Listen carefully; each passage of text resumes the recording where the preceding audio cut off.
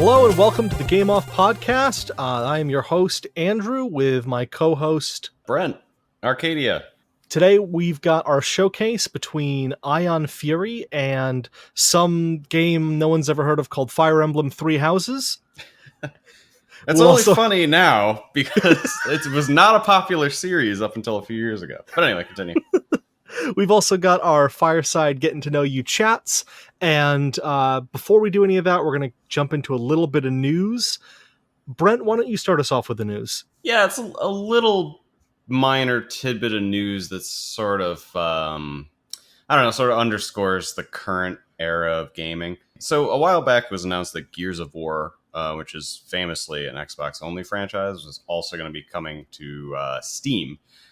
Gears of War 4 came to PC and Xbox same day and date, but it was exclusive to the Windows Store. So they announced today at Gamescom that it was going to also be coming to Steam on the release day, which further grays the areas of like, what is exclusivity? Who gives a shit about publishers like locking their games into sealed gardens? Like, how does a mega corporation, like, what does a mega corporation like Microsoft know?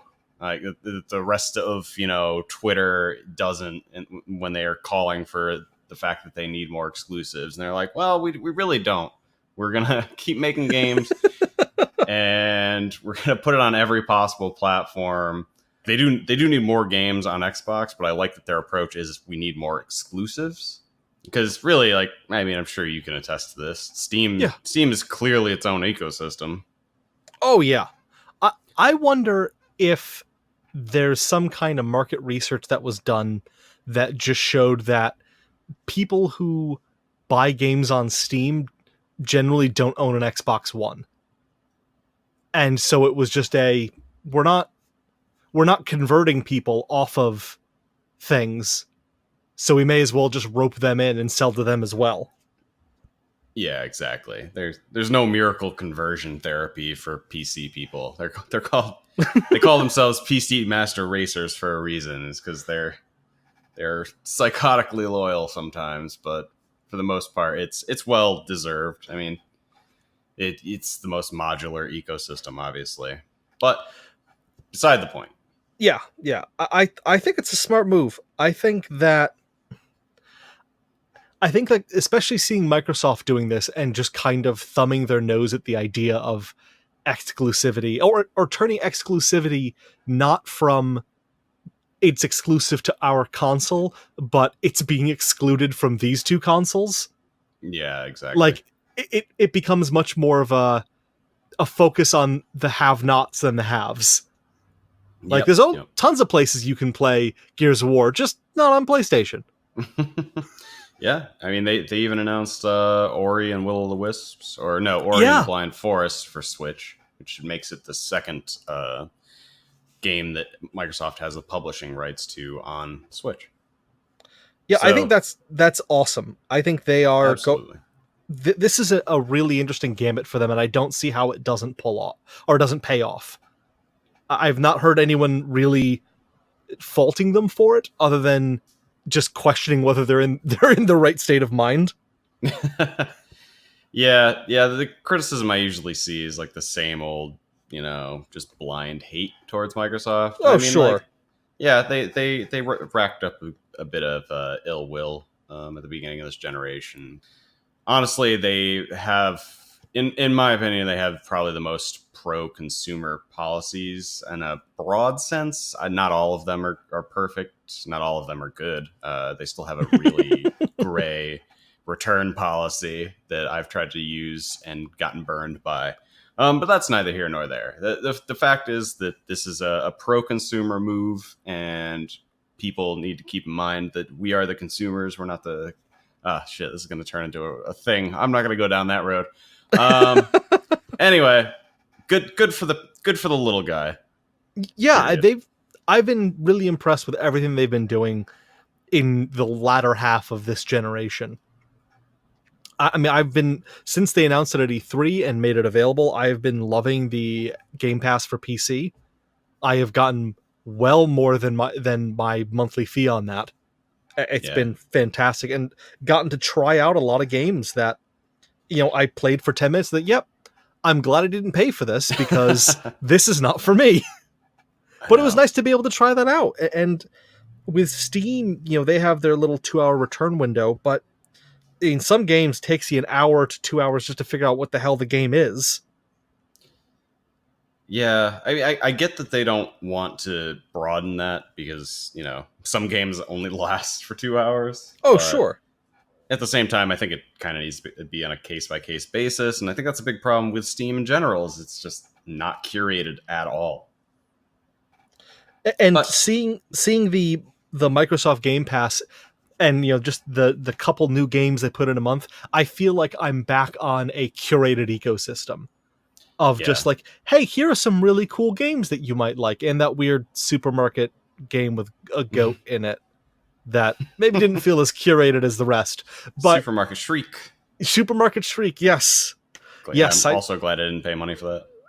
I tried to. I'm glad I tried it.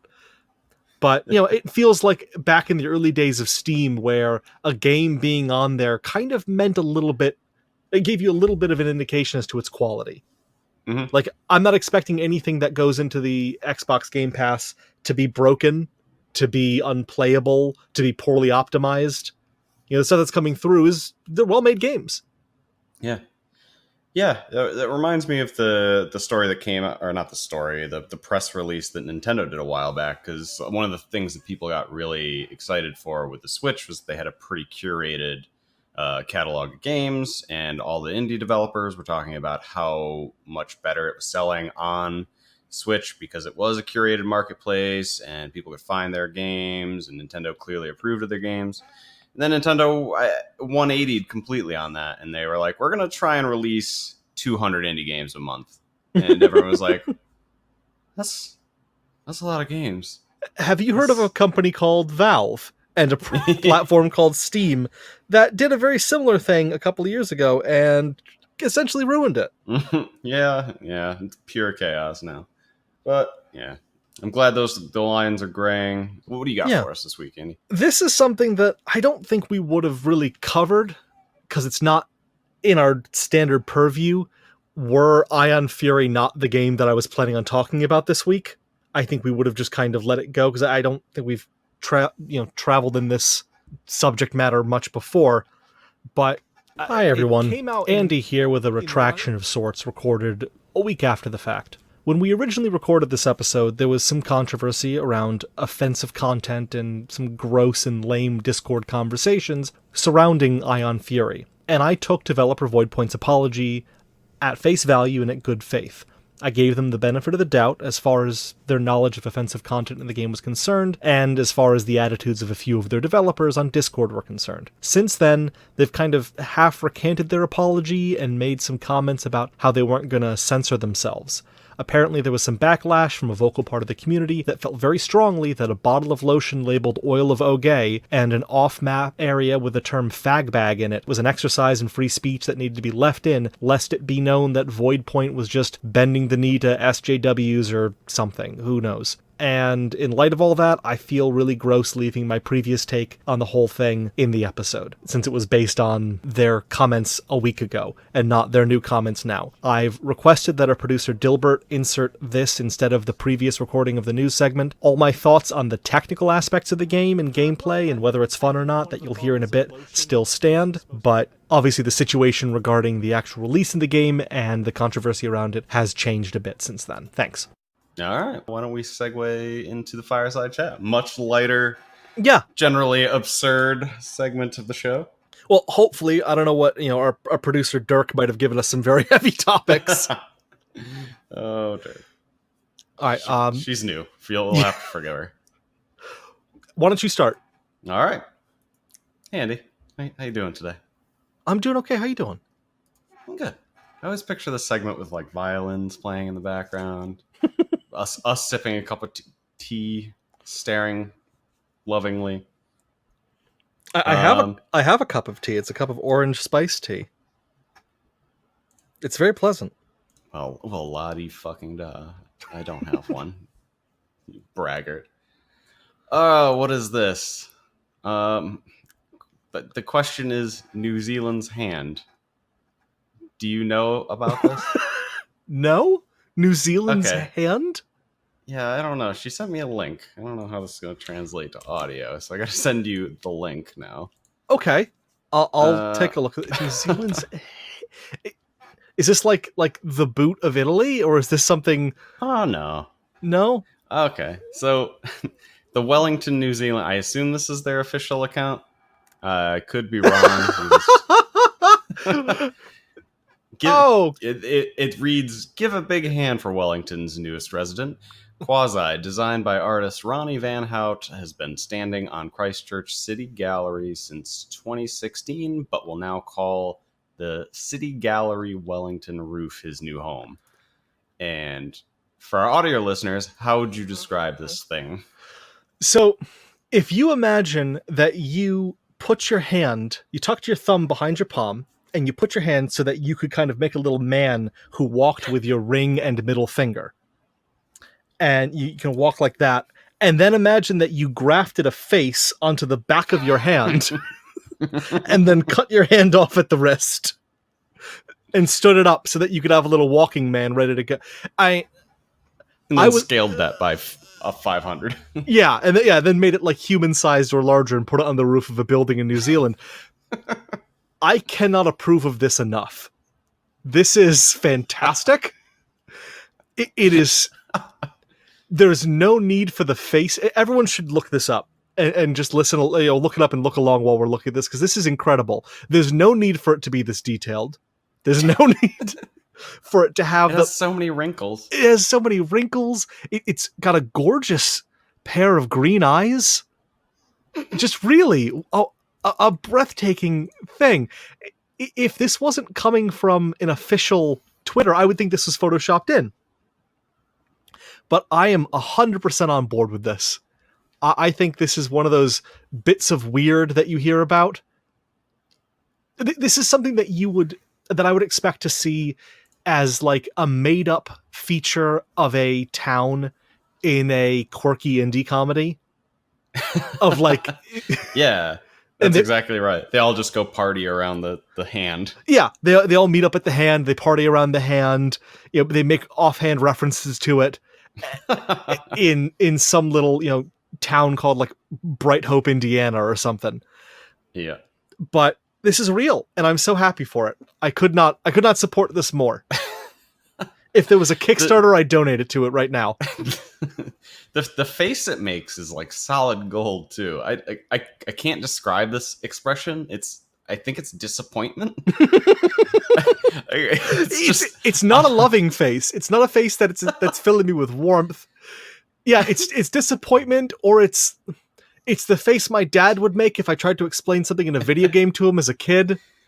It might be Ben Mendelsohn if he was a hand, which might be a slight to him because he's Australian. I know they have their gang feud sometimes across the river or whatever. This is amazing. I can't hype this up enough. Will they say? Oh wait, so there's more. There's weighing over 400 kilograms. Oh my! 5-meter hybrid face hand. This is incredible. Do they sell smaller versions of this? I could put like on top of a bookcase in my house. 5 meters? That's so big. Jesus, that's like 15 feet. Oh my god. Yeah. Oh my god. That's somebody's.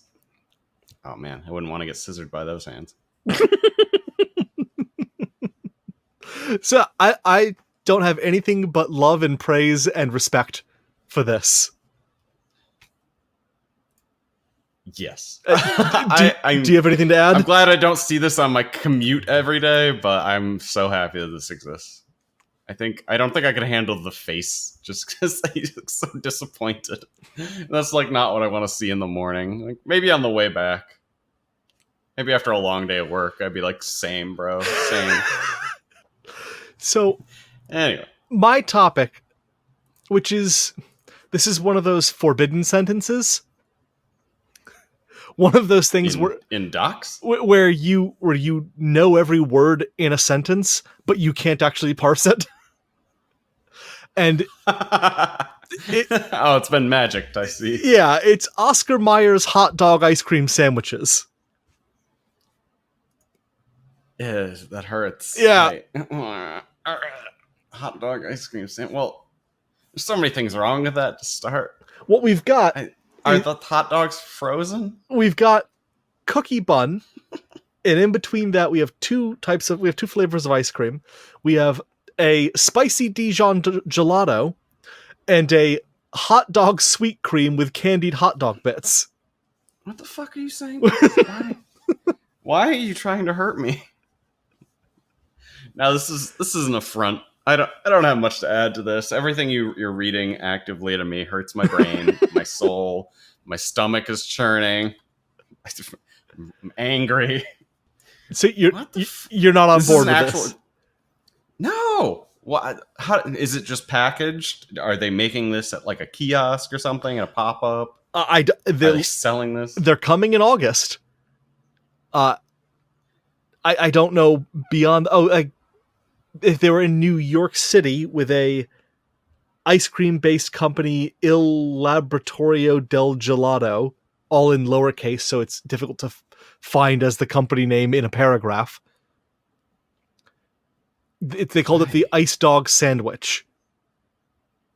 I don't know, man. I don't like ice cream to start, so maybe this will alienate people. But ice cream's trash food. I used to really like just eating like frozen or cold hot dogs, though. So that's the only thing that makes me. Yeah, I mean, I just grew up on the mean streets of Bristol, Connecticut. You gotta. But just the transition from somehow. I don't like ice cream, it's a trash food. I used to eat frozen hot dogs. Is this just a roller coaster of food emotions? Yeah, I'm sorry, guys. Don't ask me for food advice. I don't know what I'm doing. Yeah, I'm really trying to picture it. I think if there weren't so many different ice creamy parts and gelato parts, I might be interested in some morbid sense. There's like so many different goofy things. I can't get behind weird ice cream flavors to begin with, because I'm not a big ice cream guy myself. My teeth hurt too much. My teeth are like sponges. There's nothing I can do. So I don't eat a ton of ice cream. But I know that people do like the bacon flavors and the avocado flavors, and you start going into the really weird savory flavors, and I don't get it. Leave dessert with dessert, leave your mains with your mains. Just have ice cream and then have a hot dog and then have ice cream. Are you so busy that you need to combine the two? You don't have time for both. I like the creativity. I really do. Sure. I appreciate that someone went out there and said that there's a market for this.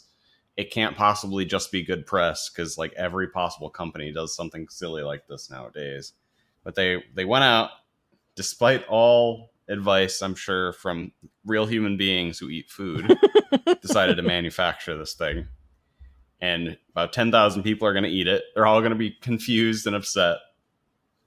They're going to Instagram it. And then it'll go away forever, hopefully, banished to the deep bowels of hell. Yeah, this is kind of following in a trend of food companies doing this and doing their little pop-ups with their weird deconstructions of the thing that they sell done in a fancy way, and it's like living in an episode of MasterChef or something. I don't like it. I don't want to like slow down the progress of food science and discovering new flavor profiles, but at the same time, don't make mustard gelato. We don't need to try. Do you remember that? Did you play that game on iOS, Doodle God? Yes. You're just mashing things together in hopes of making another thing. Yep, that's what this is. It's just, all right, let's go into the flavor cabinet, and what do we got that hasn't been mixed together? All right, bologna chocolate bars. That didn't spawn anything. Damn it. Okay, then we're 3 new creations away from leveling up as a corporation. Dijon Gelato. Okay, that one did something. Let's just keep going. Keep trying every combination. I felt a jiggle in my loins. Good enough. Oh God, please. Dirk is really testing us today. Yeah. Don't support this, or do. Maybe it's delicious. I don't know. I shouldn't judge. It sounds disgusting. I hate it so much. I want to get just what you just said cut out and have that saved as as a sound file I can play as a reaction to so many things that I see. I saw the other day pumpkin spice spam. Oh no! Yeah, what's happening? This is what I mean. This is. I know people like to talk about. I would eat that. Oh no, man! People like to talk about this is what caused the Roman Empire to fall. Like, this is it. We've got a population that's so bored that we're putting pumpkin spice in spam. No progress can continue. The world is ending. At least it's only here for 3 months, I guess. Small consolation. Oh, pumpkin spice is gonna be like Christmas. They're just gonna keep starting it earlier and earlier and every year. It's true. I was in fucking At Home. This I don't know what the hell it is. It's just like a Home Goods, but 5 times bigger. They just keep all of their decorations up all year round. They've just got Christmas and Halloween all the time.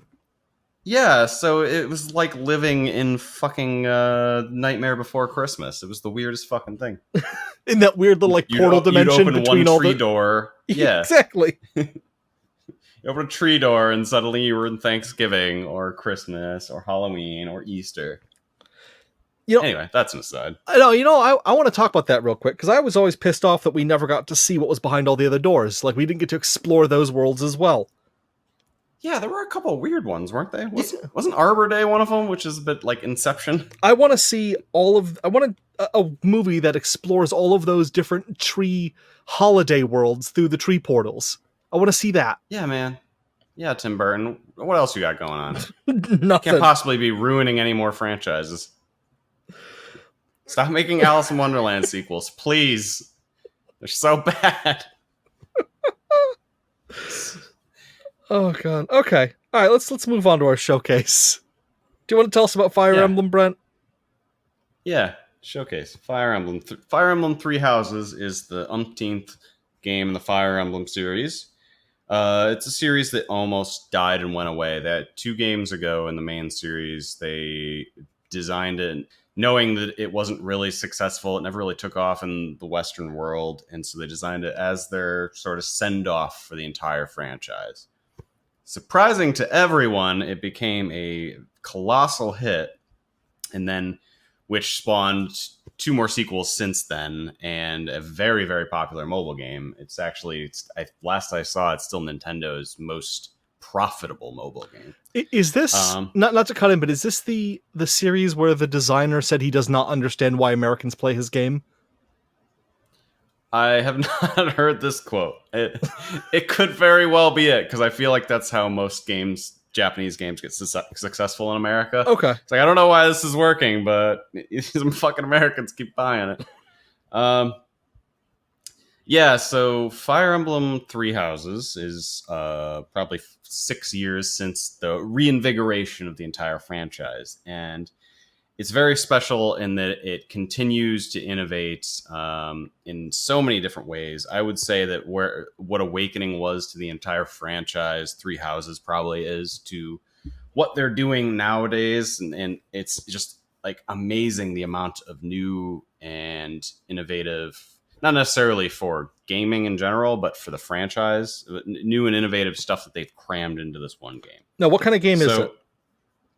So yeah, Fire Emblem is primarily a tactics game, which means that you're sort of playing on a grid.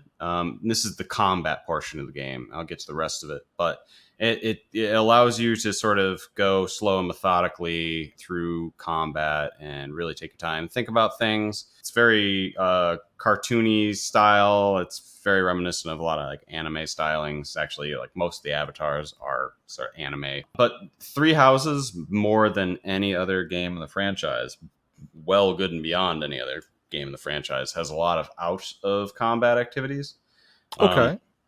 Since Awakening, you've sort of had like a hub world where you can go. It can be like a contrived like parallel dimension where you all hang out, or a base of operations that can move around, stuff like that. In Three Houses, the entire premise is that you're a teacher at this monastery, and you're teaching the next generation of knights.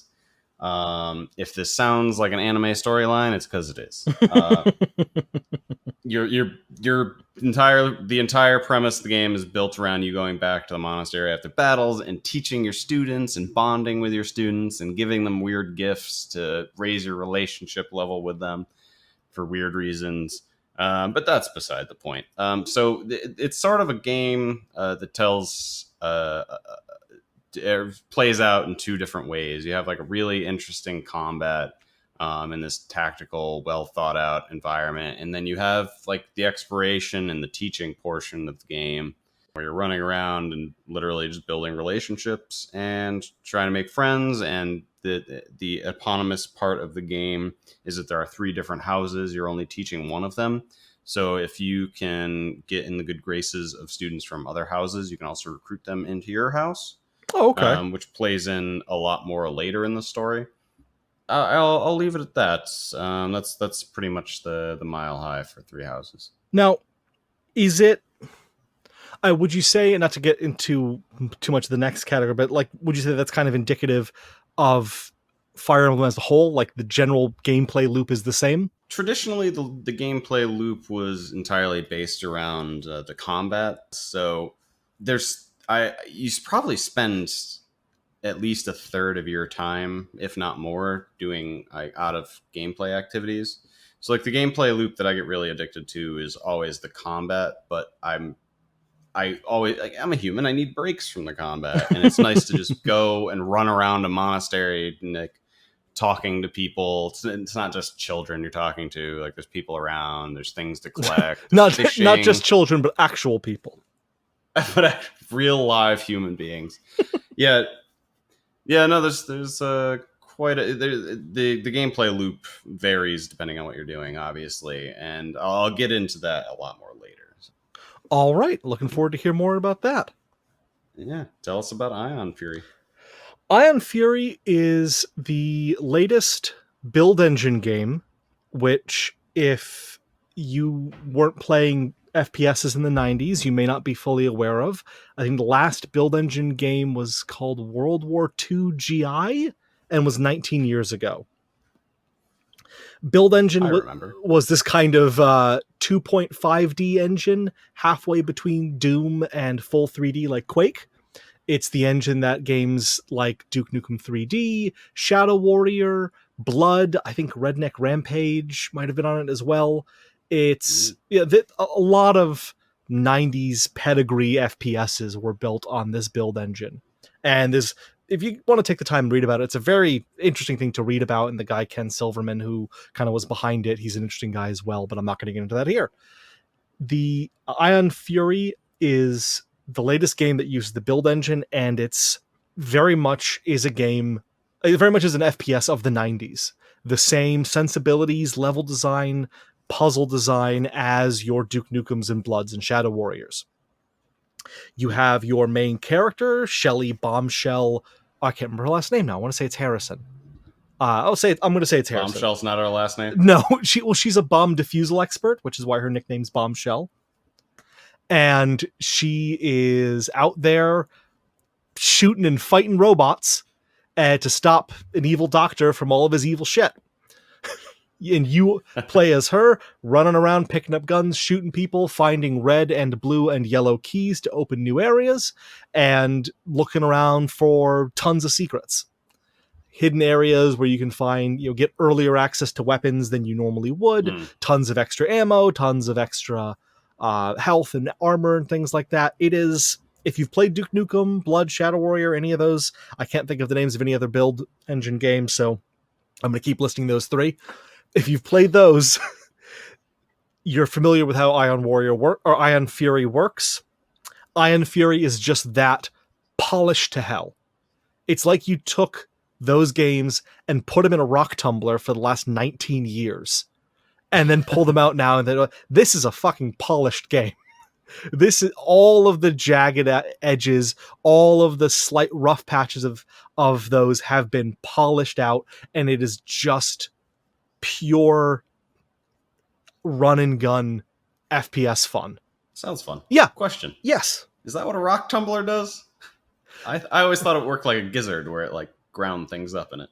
Yeah, you take... we actually had a rock tumbler when we first moved in here. We bought a rock tumbler to tumble some rocks in. And I don't know if you ever use them. They are loud as hell. They just... we had it in the basement and we could hear it on the second floor of the house. Oh my god. It was so loud. Oh yeah, you put the rocks in there, you put a little bit of grit, and then you just let it tumble for 6 weeks, and then you take it out and you're like, this is just a slightly smoother version of the rock I put in. Nice. Yeah. Good investment. Why what was your game plan? Is this just how this is mediums make their money? Yeah. This is just how, young people spend their time. We just tumble rocks. I think that's the official border where you reach middle-aged is when you buy rock tumblers. Maybe we're not young people anymore. Well, we have rock tumbler money now.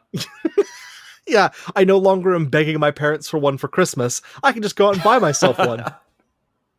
We're going to get completely off topic. How big is this thing? I imagine it's like the size of a human. The rock tumbler? Yeah. No, the rock tumbler is like the size of a toaster. Wait, really? Oh, really? We're not tumbling boulders. I don't know, man. I don't know. I still don't understand why you had the damn thing. To tumble rocks. It was just to make rocks, to take rocks weren't very smooth and make them smoother. I apologize to our listeners for this aside. Nothing has been concluded. Nothing ever will. It's a very finely polished and sand down version of those old build engine games. It does what a lot of people were hoping games like Yooka-Laylee and others would do, where they would take the style and aesthetic and gameplay of a essentially dead genre of game and then adapt it to modern times, but learn from what's happened since then. And they've definitely done that, just as far as the kind of sticking points that you would have had in a game like Shadow Warrior or Blood or Duke Nukem 3D.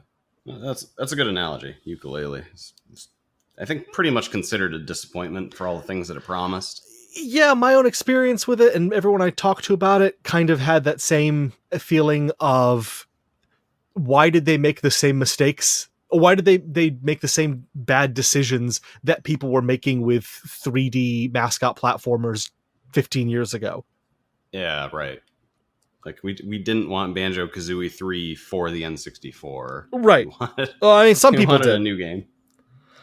But this is that kind of promise realized accurately. And I was actually someone who bought this in early access over a year ago when it was first made available on Steam, because they had like a 3-level campaign you could play. And I played through that. I've been hyped for it since. It's just been a great time. So that's kind of my introduction to it. Awesome. Shoot robots. So, positive. Yeah. This is a far cry from last week. People just fucking hated our games. Watch episode 10. Yeah. Well, don't watch it, but listen to it. You can watch it on YouTube. It's just you won't. Go down. Require many frames. Go download a copy of Winamp or Real Player, something with a really cool audio visualizer, and watch last week's episode. I mean, if you have a Chroma keyboard, you can just audio visualize on that too. Oh, but that's not shout out. That's not as cool as some of the old Winamp visualizers.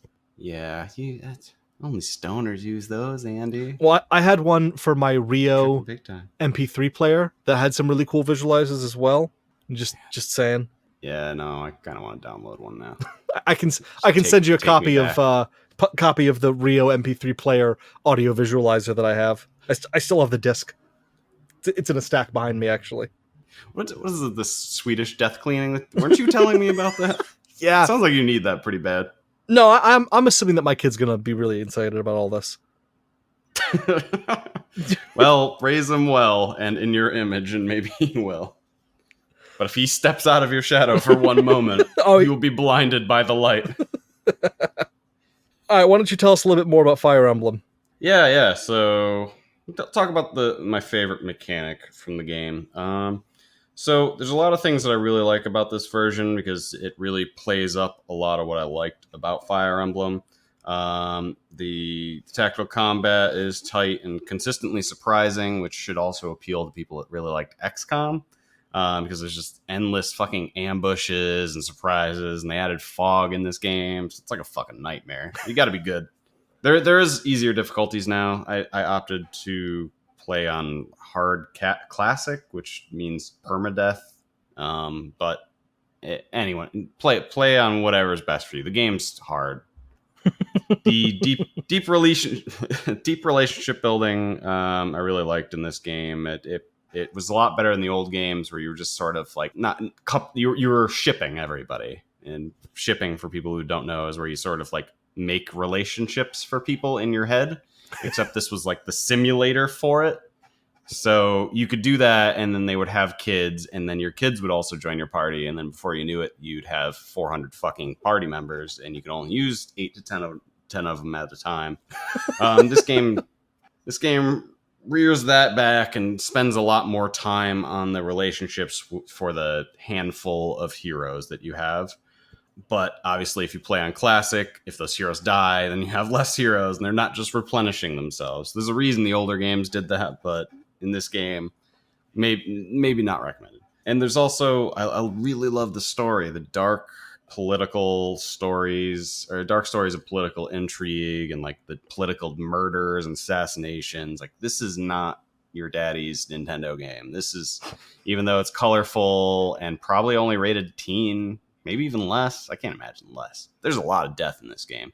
Fair warning. But no, none of that is my favorite thing, Andy. My favorite thing in general is like all of the different mechanics that revolve around mentoring. Since the game is themed around you being a teacher and you're in school and blah, blah, blah, blah, blah, there's a lot of different ways that you can build your students' education and into specific like weapon skills. It's a night school, so you can also build reason and faith and logic skills, stuff like that, charm. But for the most part, you're building like strength, dexterity, luck, stuff like that, and you can guide them into certain focuses, give them goals. They may reassert certain goals that they have for themselves. They may just be like, cool, whatever you think, teach. I don't give a shit. But that sounds very familiar to me. Yeah, exactly.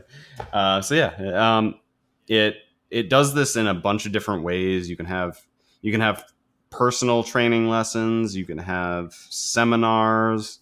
You can have to build your relationship. You can share meals or tea with allies. Later on in the game, you can run drills with individual allies that raise both of your skills. I think if there's one falling down point, it's that a lot of the students can be better at the skills than the teacher. You're like, just because you're the teacher doesn't necessarily mean that you have a higher overall skill rating in those areas than the students. Okay. So it's a little bit of a grain of salt situation where it's like, this is weird. Like I could easily learn more from this student, and you can go to the student and be like, let's run advanced drills. And then I would benefit from it more than they would benefit from me teaching them that skill.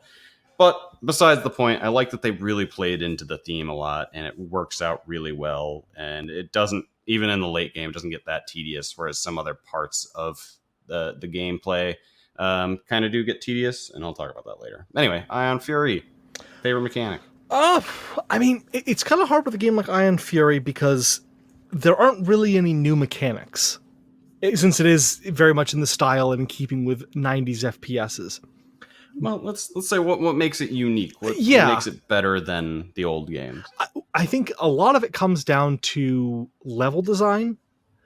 The They do a phenomenal job of giving you large areas to play around in that seem unwieldy at first, but you very quickly learn your way around them and find, okay, I know my limitations. I know which doors are decorative doors versus doors that I can open versus doors that I can't open yet because they need a key versus doors that need a switch. Because if you think back to like Resident Evil, where you'd have a hallway where two of the doors were real and the other eight were, blocked from the other side, or the damage beyond whatever they called it. Yeah, that I understand more, but the decorative doors really gets me. I think we could do an entire spicy take segment on decorative fucking doors. So you've got Ion Fury does a very good job of communicating. All of its level design and its visual language communicates exactly where you should be looking.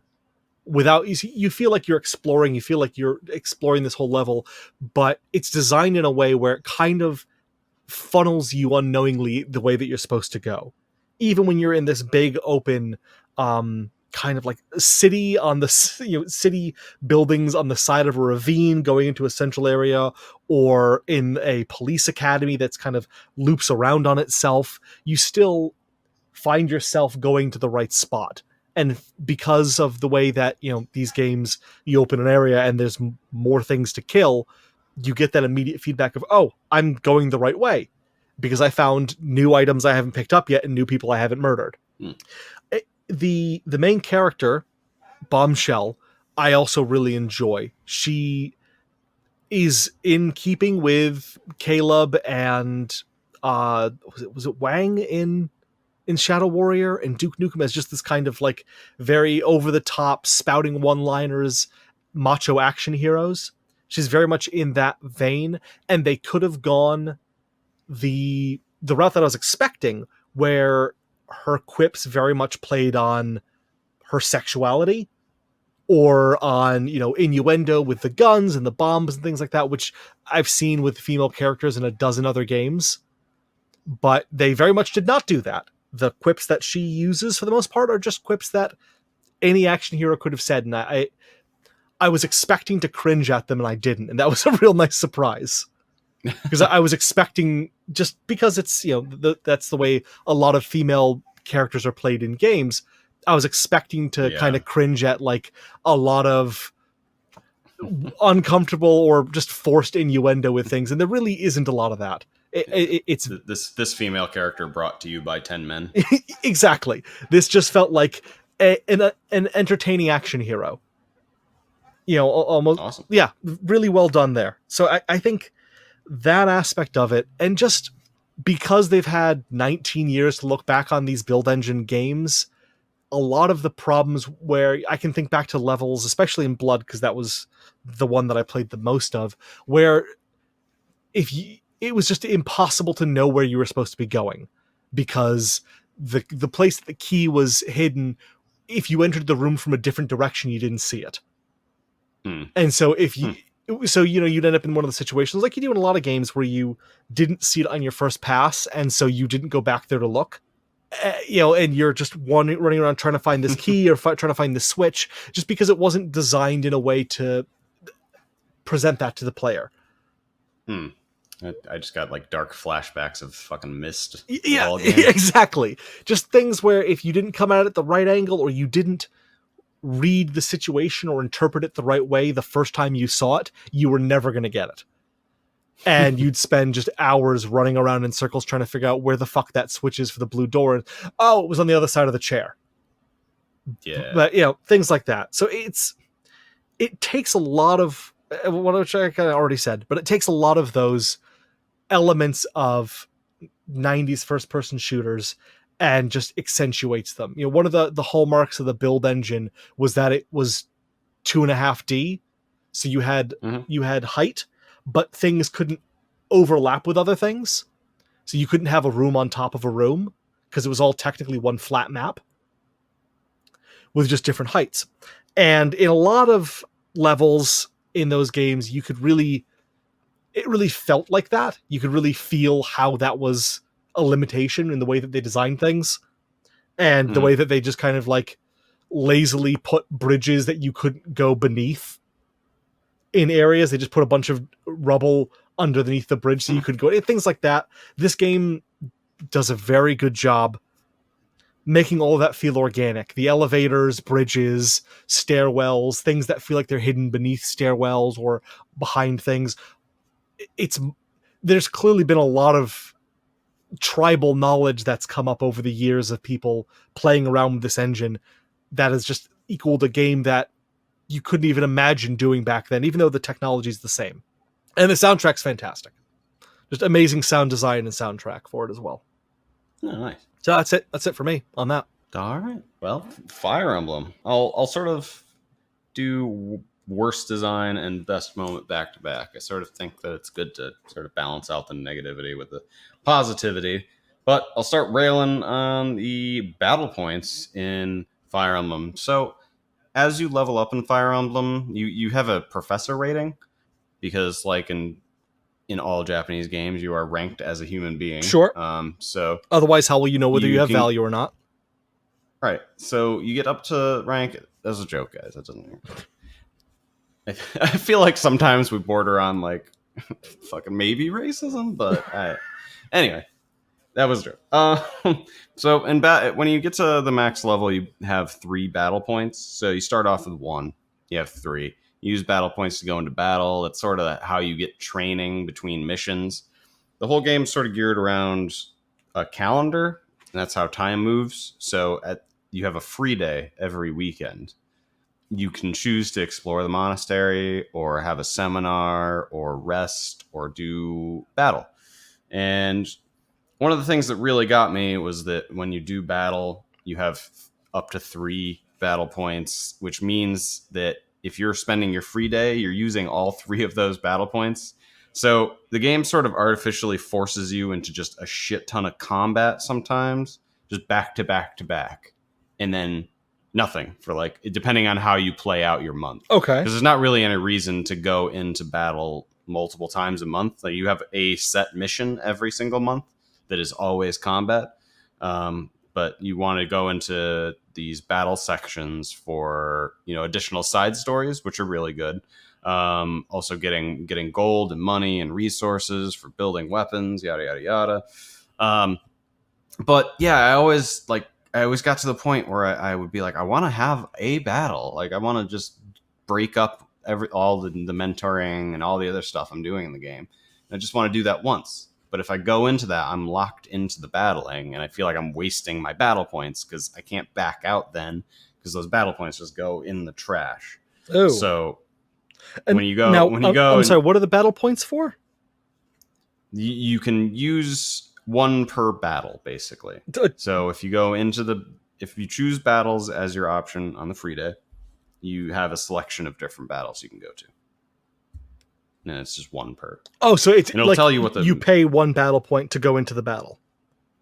Exactly. Okay, all right. I was misunderstanding. Okay. Yeah. It's a weird system because there's different activity points for like just about everything. There's activity points for tutoring. There's activity points for when you're exploring. You can only do so many things in a day. Even though when you level up, you can somehow cram in more stuff in a day. It doesn't really make like a whole lot of sense, but just roll with it. But yeah, the battle points, I even got to a point the other day where I was like, I don't want to do 3 battles in a row. Like I could do 1 and then save it, and then that means I'm going to stop playing and then come back and do the other 2. And that's what I did because I was like, I just don't want to do 3 battles in a row. So it's a minor thing, but it was just a weird pacing. A lot, I guess, if I had to broad strokes, my biggest gripe, it's pacing in the story and also in like some of the activities you can do. So it's all just clustered up into its own ass sometimes, and it gets annoying. But regardless, the game's still fantastic, and I must talk about my best moment now, which was very much a story moment, so I'm going to try my best not to spoil anything. But so some of the So there's this moment in the story basically where your character just gets upgraded. And I will leave it at that. And it's one of the most epic cinematics I've ever seen in any game. Like the cinematics leave a lot to be desired in the game, like design wise and like just fidelity wise. Like it looks like it's all pretty low budget. Mm-hmm. But this one cutscene, I was just like, holy shit! Like I got chills all up and down my body.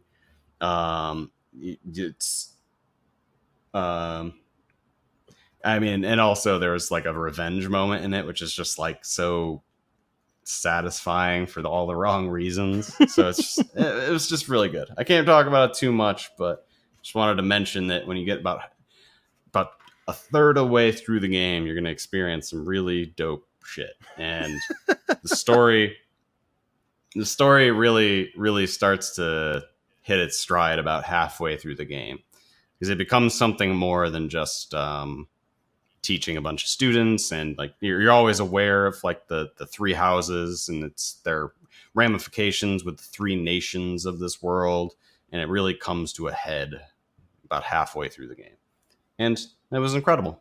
Yeah, what was that? Well, all right. Yeah, tell us about Ion Fury. I'd say one of the more disappointing design decisions, I think, is just that the enemy variety takes a while to ramp up. Like you'll be fighting early on a lot of the same 3 or 4 enemies, and that's through the first what you consider an episode on. And in the 90s that kind of made sense when you were selling games via shareware. So you'd give away the first episode, and the first episode would have like a quarter of what you actually could show off as really cool enemies and things like that. And then you would, at the end, after you beat the first episode, you get that little splash screen of, hey, buy the rest of the game. Check out all these fucking sweet enemies you get to fight. But this game isn't distributed via shareware. This game is sold on Steam. So there's not a huge variety in the dudes that you're fighting, even though they are cool. And it is enjoyable. These kind of hooded guys, they look very much like the cultists. They remind me of the cultists in Blood. And they have their nice, thankfully they don't have Blood's frustrating shotgun hit scan weapons, which made them the worst enemies to deal with, worse than most of the other bosses, or anything, because it was just, they were the only ones with hit scan weapons that did shit tons of damage. I guess the machine gun guys too, but that's besides the point. They have little guys that run on the floor, little spider dudes that run on the floor and jump at you. And I just don't like those in games. I just don't find them fun. I get why they exist. Just panicking and shooting at the floor. Yeah, you waste so much ammo. I always feel like the hit detection on them is never quite right. And I just don't like them in games. That's more of a personal design decision than a overall like bad design, because they're functional. They work as well as every other one. But I just... Yeah. They frustrate me so much. It's most annoying in games in more survival-y games that deprive you of ammo, to your point. But yeah, I've never minded them in games like Gears of War and like other games. It's just like, I can shoot for days. Like this game just built around me shooting endlessly. In those types of games, I don't mind them. For me, they're up there with things like sewer levels, which I'll tell you, you give me a sewer level and I'm done with your game. I'm so done with sewer levels. Sewer levels and crates. I don't ever find them fun. They almost always give you a really shitty flashlight. It's you just running around a corridor with a little bit of water in the middle so that it slows you down. They're just not fun. And spider dudes in the floor are up there and in that echelon of things that I just don't enjoy. But I get that that's a personal decision. Yeah.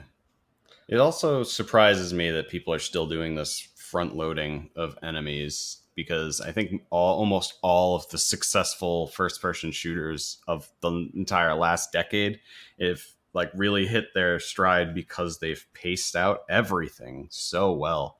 Enemies, guns, upgrades, all this stuff. You can't just front load and be like, I hope this is still interesting for the second half of the game, even though you're doing the same thing over and over again in a different environment. Yeah, and this took the almost opposite approach of like in the first couple levels, you've gotten basically every weapon you're going to get in that first section of levels.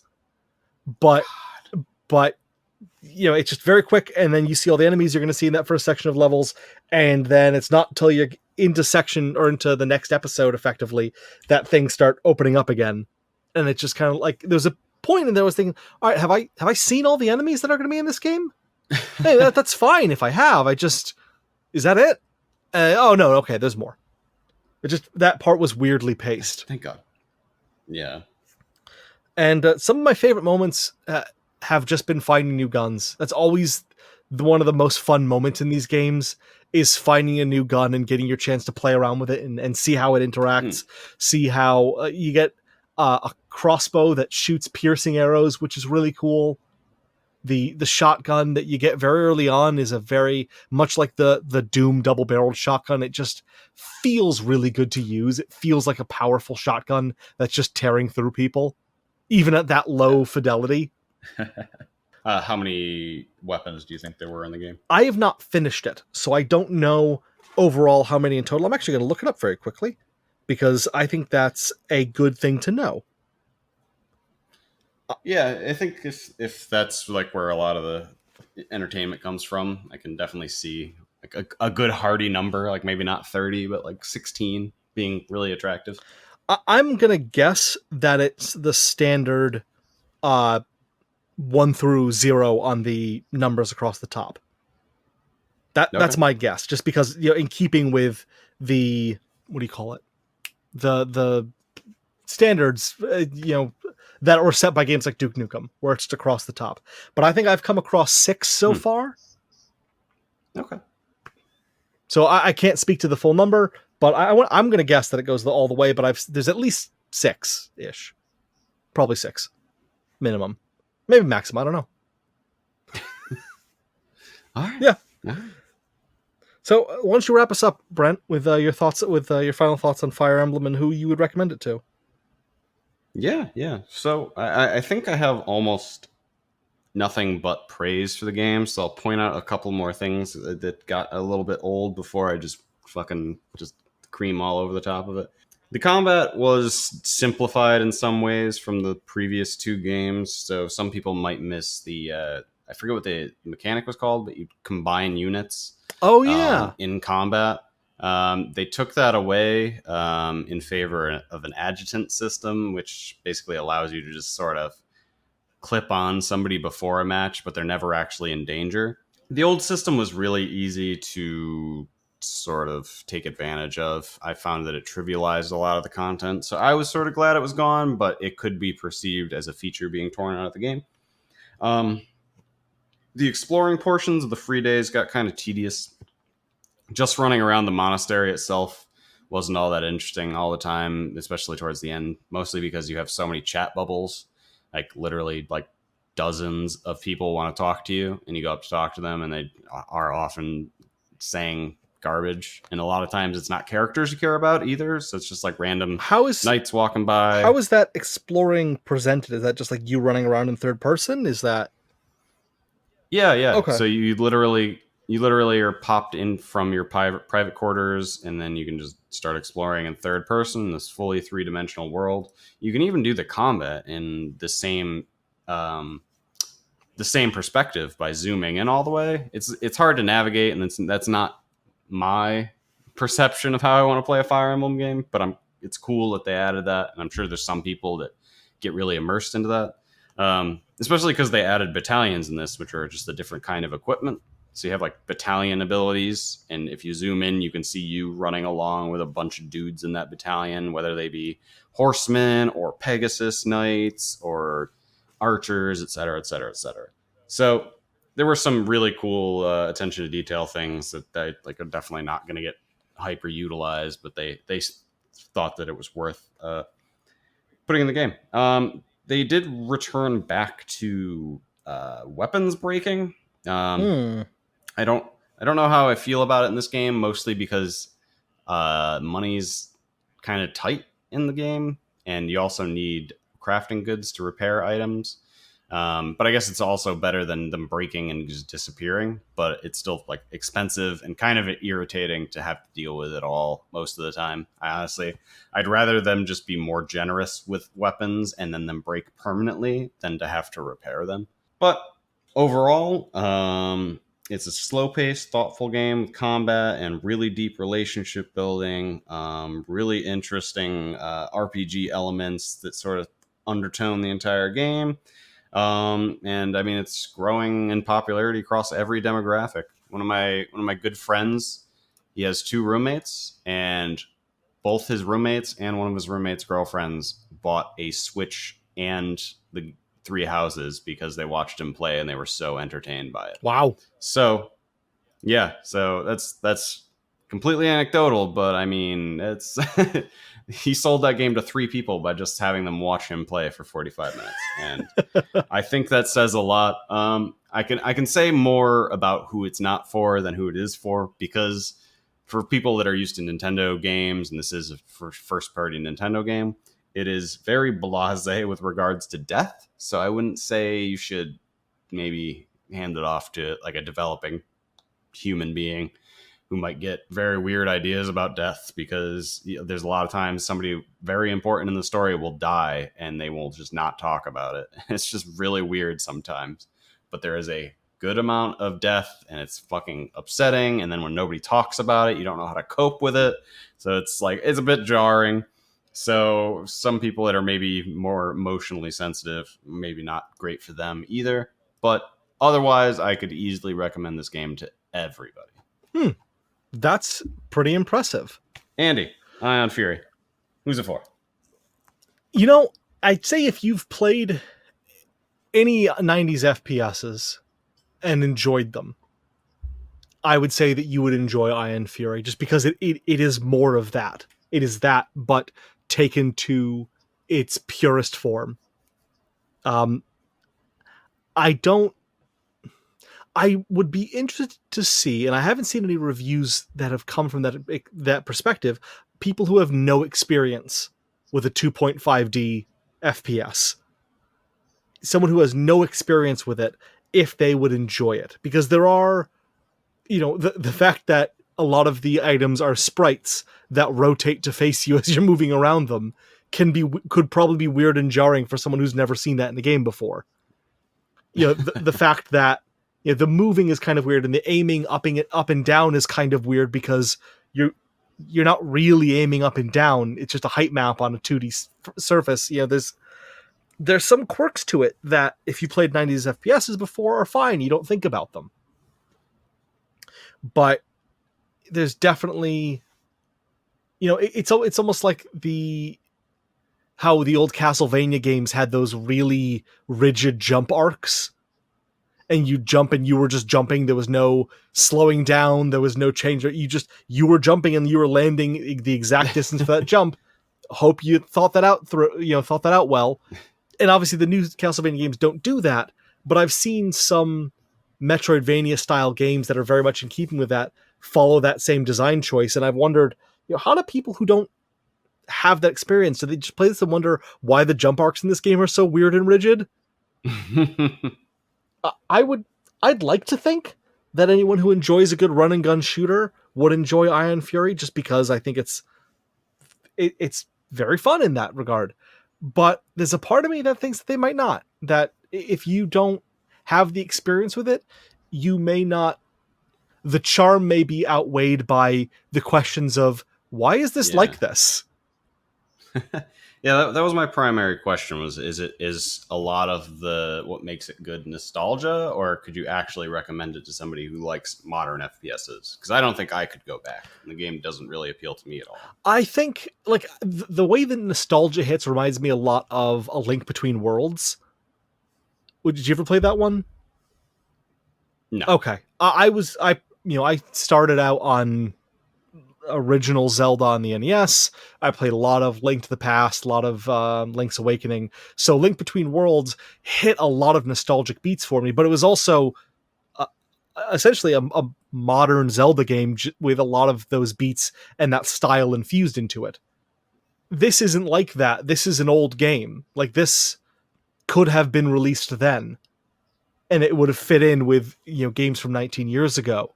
It's not a new game with retro sensibilities. It's a new retro game.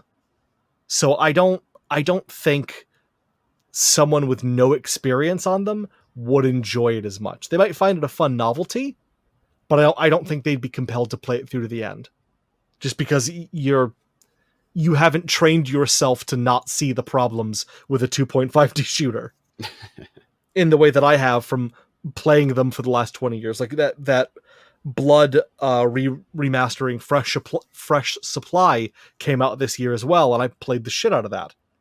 And that has a lot of the same problems, but more so because it's Blood and not Iron Fury. So I'd recommend this to you if you think you'd like it. Like if you look at it and think, oh, I remember those games; those were a lot of fun. If you've already bought this, you might like this. Yeah, you're gonna like that this is just more of that. Okay, fair enough. Yeah, I think that was their entire market plan for that game anyway, so it's fair. Yeah, overall, it's a game that, much like a lot of the other my favorites of this year, succeeds very well at what it sets out to do. It may not be the biggest remit, it may not be as complex and in depth of a remit as Fire Emblem, but it is what it tries to do. It nails on just about every count. Awesome. Well, let's rank these bad boys. Why don't you put yours on, and then I'll put mine on, since you've been starting everything this week. No, you go first. I have to make a really hard decision, Andy. Fire Emblems for me is either going to be 1 or 2, and I've been staring at this list for like an hour. I'm going to put Ion Fury at number 5. I think that it, much like Yoshi's Crafted World, it succeeds at everything it is attempting to do, and it only beats out Yoshi's Crafted World because I had more fun with it than I did. Like, Yoshi's Crafted World is great, but this was just even more fun. So that's where I'm going to throw this. I still think Superland was a better game, at least of the ones that I played.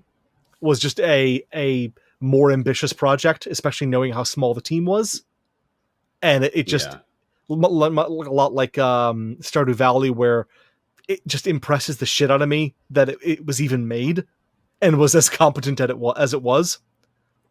So that's going to keep it ahead of that, and I think I'm going to put this below Sekiro because I feel like Sekiro also tried for more than Ion Fury did. Ion Fury was, it knew exactly what it was doing, but it wasn't doing anything crazy new.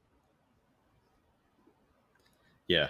It knew what it was and it executed it perfectly. I think that's fair. And you? I'm putting Fire Emblem at number 1. There we go. I thought about it rationally as you did, and I know I've put more time into Fire Emblem already, and I'm more excited for the DLC for Fire Emblem. And you can read into that by me saying that I don't give a shit about DLC for any other game on this list except for maybe Kingdom Hearts 3. Maybe. And that's one of my favorite franchises of all time. But Fire Emblem's DLC I'm genuinely excited for after playing the game, because the game is that good. And I think I have something over 70 hours in the game already, and I'm still playing it. And it's to your point, just fucking fun, man. Well, when I have 60 to 70 hours free, I might have to pick it up. Yeah, you should. Or, I mean, you use your Switch for travel. I think the DLC is going to time up with my next vacation, and that's like the perfect bite-sized amount of content for a vacation. So I'll get back into it then. That's partly why I'm excited for it, too. Well, all right. But, yeah, all right. So we got a new top 6. We got Fire Emblem, 3 Houses, Kingdom Hearts 3, Devil May Cry 5, Superland, Sekiro, and now Ion Fury as well. For the rest of the list, we'll post it eventually. I'm sure we'll read it off a couple more times throughout the series, but if you look through the titles of all of our podcasts, you can probably figure out. I'm sure everyone's been keeping score at home as well. Yeah, it's just individually keeping their own spreadsheets because we won't share ours. Because we're stingy whores. And don't forget our also ran list, which is Earth Defense Force 5. Yes, 30 times. But it's specifically at number 1. It's the one for each copy is sold. Aw. Got him. All right, that's been episode 12. 11, I think. Episode 11. Episode 11. 1-1. Yeah. All right. I'm Brent, a.k.a. Well, I was just going to say that just leaves us to thank our producer, Dirk. Thanks for all your hard work and dedication. I forgot about Dirk because she's so new. Yeah, you're Brent, Arcadia. I'm Andrew. Yeah, and you're Andy Soltalker. Yeah, Andy Soltalker. Can we do that every week? We'll figure it out. We'll figure out how to start and end these eventually. Abrupt goodbye.